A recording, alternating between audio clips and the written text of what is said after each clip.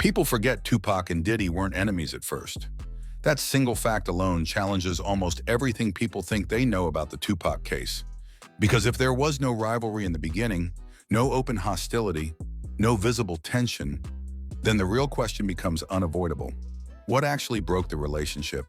And when did perception start replacing reality? Before the beef, mutual respect in the early 90s.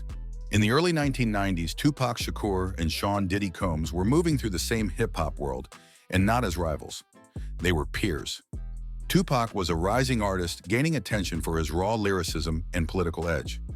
Diddy was a young executive building Bad Boy Records from the ground up. Their paths crossed naturally. Industry events, studio sessions, award shows, and social gatherings that defined hip-hop's golden era. At that point, there was no East Coast versus West Coast war. There were no diss tracks, no coded interviews, no sense that either man viewed the other as a threat.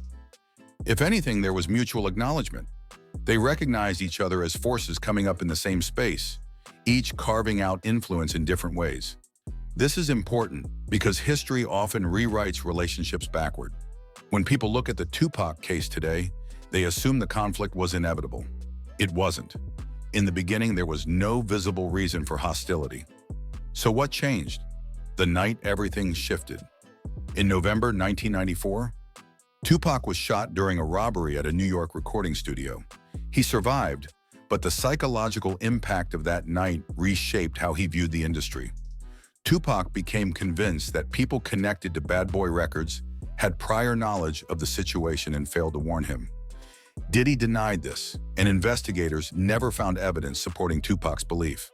But here's the uncomfortable reality. Proof wasn't what mattered anymore. Trust was gone. Tupac didn't just feel hurt, he felt betrayed. And once that belief took hold, it changed how he interpreted everything that followed. While Tupac was later incarcerated on unrelated charges, resentment had time to solidify. Isolation turned suspicion into certainty. Ask yourself this: how many conflicts begin not with facts, but with unanswered questions that never get resolved? By the time Tupac signed with Death Row Records, his mindset had shifted. The industry was no longer a shared environment. It was divided into sides.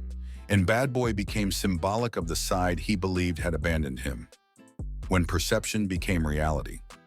This is where many people misunderstand the nature of the conflict. The public feud didn't begin because of legal findings or confirmed actions. It began because of perception. Tupac voiced his beliefs openly in music and interviews. Diddy became a visible figure within that narrative, not because of evidence, but because of proximity and symbolism. And once the East Coast versus West Coast storyline took hold, nuance disappeared. Here's the critical question most people never stop to ask. Did Diddy become part of the rivalry because of something he did, or because Tupac needed a face for the betrayal he felt? That distinction matters, especially when discussing the Tupac case responsibly. Emotional truth and legal truth are not the same thing. Tupac's pain was real, his anger was real, but law enforcement never substantiated claims that Diddy had knowledge of or involvement in what happened to Tupac in New York. Still, once the narrative was set, it took on a life of its own. Fans, media, and later internet culture compressed a complex relationship into a simple story. Lifelong enemies. That version is easier to understand, but it isn't accurate.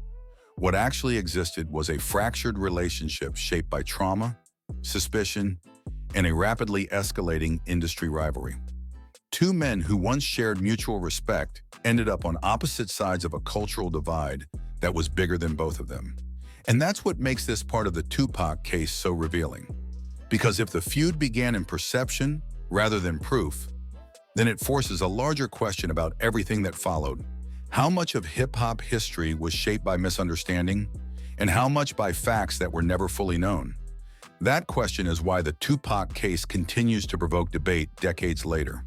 Not because the answers are hidden, but because the truth is more complicated than the myths we've repeated. If you found this perspective eye-opening and want more fact-driven breakdowns that cut through rumor and nostalgia, like the video, subscribe to the channel, and stay with us for the deeper story behind the headlines.